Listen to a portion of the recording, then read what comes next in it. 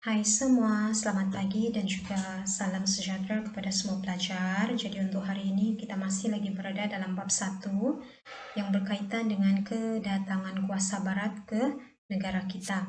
Dan objektif pembelajaran untuk hari ini hanya ada satu, yaitu pelajar dapat menganalisis persaingan antara kuasa barat untuk mendapatkan tanah jajahan. Dan sebelum ni kamu sudah belajar ada 5 kuasa barat yang utama yang cuba datang untuk masuk ke negara kita.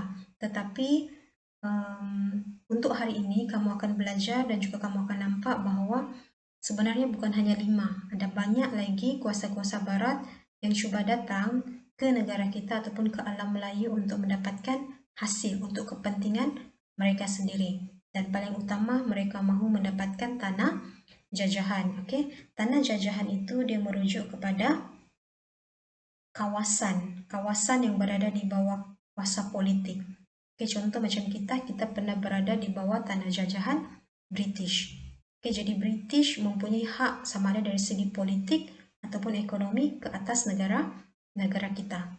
Okey, jadi cikgu harap kamu boleh faham apa yang dimaksudkan dengan tanah jajahan. Jadi kita akan masuk ke dalam 1.3 berkaitan dengan persaingan antara kuasa barat untuk mendapatkan tanah jajahan. Kita akan tengok macam mana mereka bersaing untuk mendapatkan tanah jajahan. Kita masuk ke dalam bahagian pengenalan. Kuasa barat berlumba-lumba memiliki tanah jajahan untuk kepentingan ekonomi mereka. Dan Spanyol, Britain, Perancis dan Rusia mempunyai empire. Apa di sini maksudnya empire? Okey, empire ini dia merujuk kepada dia lebih besar daripada kerajaan. Okay, contoh gabungan di antara negeri yang mereka sudah jajah ataupun mereka sudah takluki akan membentuk empire. Okay, di bawah satu pemerintahan. Boleh faham ya? Amerika Syarikat, Jerman, Itali dan Belgium menyertai perlombaan untuk mendapatkan tanah jajahan. Maksudnya mereka pun tidak mahu kalah, mereka pun tidak mahu dipandang rendah oleh negara-negara barat yang lain. Dan persaingan ini menimbulkan kebimbangan kepada British kerana negeri-negeri Melayu, Sarawak dan juga Sabah kaya dengan bahan mentah dan merupakan kawasan pasaran yang sangat penting. Jadi pada masa itu British dia sudah berasa tergugat dengan siapa? Dengan negara-negara barat yang lain. Jadi ini adalah negara-negara barat yang cuba menguasai apa yang ada di alam Melayu. Kita tengok satu-satu. Okey, tengok ni. Peta menunjukkan kawasan alam Melayu dikuasai oleh kuasa barat menjelang akhir abad ke-19 dan awal abad ke-20.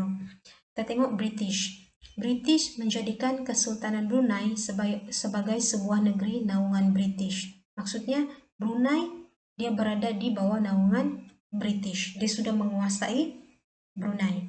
Okey, Perancis meluaskan kuasanya di Indochina dan merancang untuk membina terusan di segenting Kra. Rusia berhasrat membuka pertempatan di ujung Salang.